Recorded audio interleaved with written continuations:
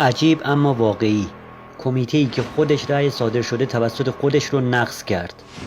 و نهایتاً با رأی کمیته استیناف 2 فصل آینده دیدارهای لیگ برتر و هر رقابتی که بین این دو تیم باشه، هم از جام حذفی یا حتی سوپر جام، بدون حضور تماشاگران. همه چیز از قرعه‌کشی جام حذفی شروع شد، جایی که پرسپولیس باید در تبریز به مصاف تراکتور برود.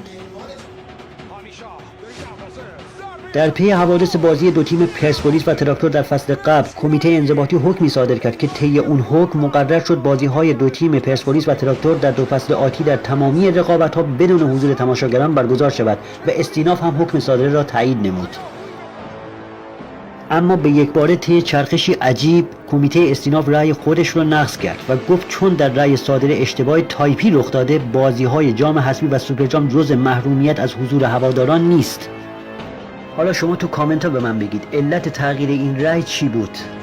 ای سردار خان، ای آلمالو، ای شفتالو، ای خورمالو، عاشق işte همین بادونجان، ای کاملا برای اساس لحظه تهرونی بداری.